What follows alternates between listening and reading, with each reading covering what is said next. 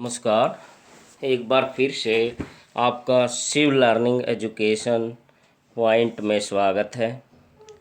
आज हम NEP national education policy या राष्ट्रीय एजुकेशन पॉलिसी पर चर्चा करेंगे। सरकार ने 1986 की जो हमारी चली आ रही एजुकेशन पॉलिसी है उसकी जगह एक नई पॉलिसी का आगाज़ किया है, जिसे राष्ट्रीय शिक्षा नीति कहना काफ़ी हद तक सही सार्थक होगा।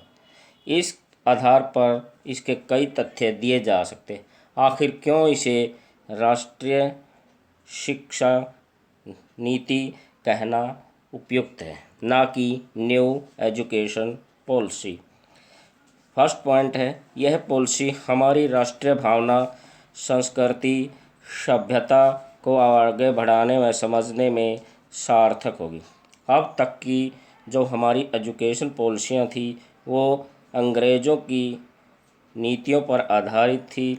हमारी सभ्यता और संस्कृति कहीं न कहीं उसमें धूमिल दिखाई देती थी, लेकिन इस नीति से हमारी राष्ट्रीय भावना, संस्कृति, सभ्यता को आगे बढ़ाने में समझने में सार्थक होगी।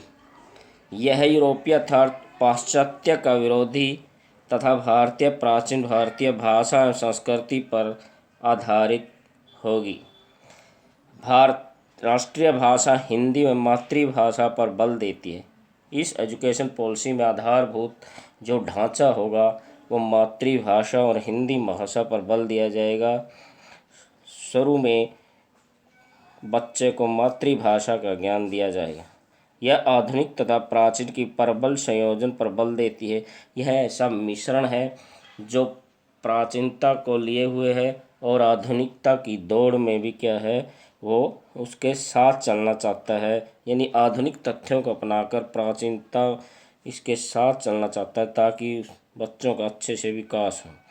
बच्चों का भारतीय इतिहास, संस्कृति, सभ्यता एवं भारतीय शहीदों के बलिदान की गौरव गाथा पर बल देती है। इससे बच्चों को अपने इतिहास, अपनी संस्कृति, सभ्यता, हमारे जो वंशज हैं, पूर्वज हैं, बलिदानी शहीद हैं, कैसे उन्होंने हमें यहाँ तक पहुँचाने में मदद की, उनको पढ़ने समझने में नैतिक ज्ञान प्राप्त होगा।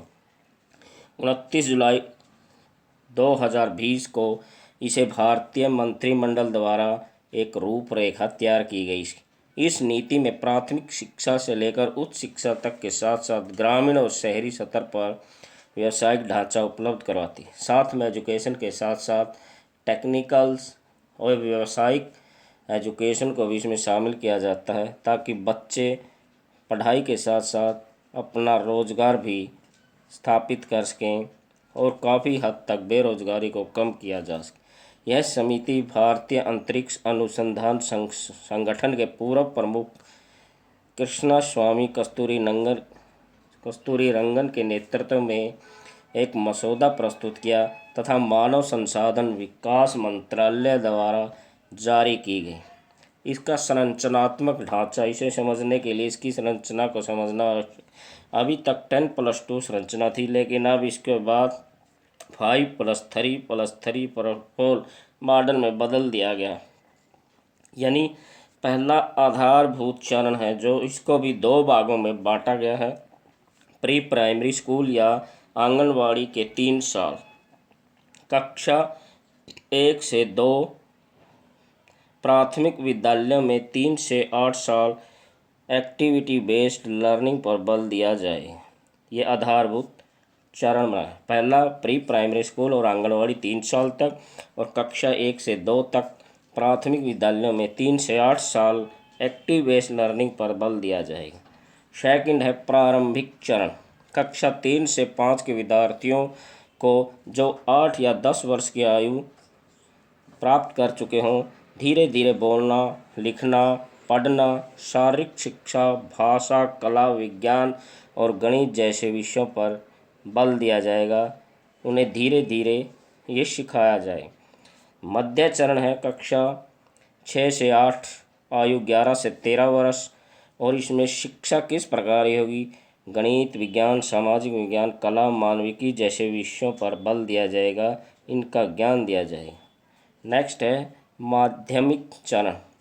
इसको भी 2 भागों में बांटा गया। 9 से 12 आयु, 14 से 18 वर्ष, और कक्षा 9वीं और 10वीं जो इसका प्रथम चरण है, और कक्षा 11 से 12 दूसरा चरण है। शिक्षा, इसमें गहराई एवं आलोचनात्मक सोच के साथ साथ बहुविषयक अध्ययन तथा कई विषयों के विकल्प उपलब्ध हो। कहने का अभिप्राय, इसमें जो वैकल्पिक विषय हैं, यानी कोई साइंस के साथ साथ क्या है म्यूजिक भी सीखता है, म्यूजिक के साथ साथ क्या है संस्कृत भी पढ़ सकता है, या अन्य फिजिकल के साथ साथ अन्य साइंस का विषय भी वो ले सकता है। कहने का अभिप्राय वैकल्पिक रहेगा, और इसका खाका क्या है समिति के द्वारा तैयार कर लिया जाएगा। कैसे किस विषय का कंबाइन बनता है, उसी आधार पर उसके विषय का चॉइस करना अनिवार्य होगा। कोडिंग कक्षा 6 से शुरू की जाएगी। अनुभवात्मक शिक्षा को अपनाया जाएगा, यानी अनुभव के द्वारा ली गई शिक्षा को कोडिंग शिक्षा कहते होंगे, यानी टेक्निकल एजुकेशन पर बल दिया जाएगा। बच्चों को 6ठी कक्षा से कोडिंग शिक्षा सिखाई जाएगी। उच्च शिक्षा है, इसमें स्नातक या बीए के 4 वर्षीय पेशेवर और व्यावसायिक क्षेत्र शामिल होंगे, यानी बीए को 4 वर्षीय कर दिया गया है, और उसी के आधार पर उसको क्या है डिग्रियां दी जाएंगी। प्रथम चरण, जैसे फर्स्ट साल का अध्ययन करने पर एक प्रमाण पत्र मिलेगा, 2 साल की पढ़ाई पूरी करने के बाद डिप्लोमा भी मिलेगा, और 3 साल की पढ़ाई के बाद स्नातक या बीए की डिग्री प्राप्त होगी, और 4 साल की पढ़ाई के बाद स्नातक की डिग्री